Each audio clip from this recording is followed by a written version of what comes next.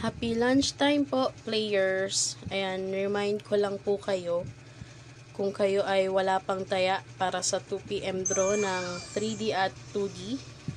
Maya-maya lamang po ay magka-cut off na kasi 12:30 na and 1:45 po cut off na para sa unang bola ng 3D at 2D. So 2 PM draw. 2 PM draw po binobola, 1:45 naman po ang cut off. So, kung wala pa po kayong ticket, pwede pa po kayong tumaya. Message nyo lang po ang inyong taya. Hanggang 1:45 pa po pwedeng tumaya. And after ng cut-off, hindi na po pwede. Maghihintay pa po kayo ng after draw para makataya ulit. Yan, baka hindi pa naman sold out ang mga numbers ninyo. I-check natin kung available pa. I-message nyo lang po dito sa Lotohan ni Ellie K3 Taya Tayo. 10 piso po ang pinakamababang taya para sa 3D at 2D. Yan. So, yung 10 piso nyo, pag nanalo kayo sa 3D, pwede kayong manalo ng 4,500 kung sa straight, 750 to 1,500 naman pag rumble. And sa 2D naman, pag straight, 4,000 ang 10 piso, 2,000 naman pag rambolito.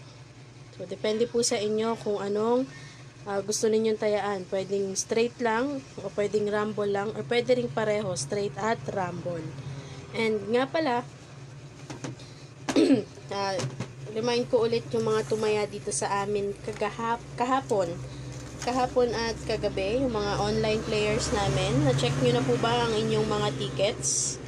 Kasi kung hindi pa po ninyo na-check, pakicheck nyo po ang ticket nyo and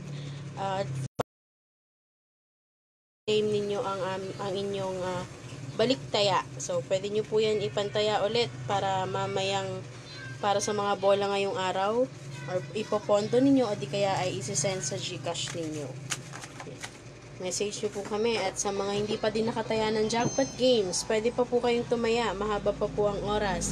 Hanggang alas 8 ng gabi pa po matatapos ang cut-off para sa jackpot games. Pero sa 3D at 2D, 2 PM, 1:45 lang po. Yung mga triple numbers and pompiang, sigurado po ako, siguro sold out na. For sure, sold out na po kasi tanghali na. Pwede rin kayong mag-advance taya para sa 5 PM draw at 9 PM draw. So, kung wala pa kayong mga ticket, i-send nyo na ang inyong mga message. Ihabol nyo na ang inyong mga taya. I-message nyo kami. Ipahabol nyo na ang taya nyo para sa unang draw ng 3D at 2D. Hanggang 1:45 lang po pag naabutan po kayo ng cut-off, maghihintay pa po ulit kayo. So, yun lang players. Kung wala pa kayong mga taya dyan, i-message na ninyo dito sa Lotohan ni Ellie K3 Taya Tayo. And nga pala, nagla-live draw si Sir Ellie ng 2 PM. Ng 2 PM draw para sa 3D at 2D. Manood po kayo para ma-update kayo sa result.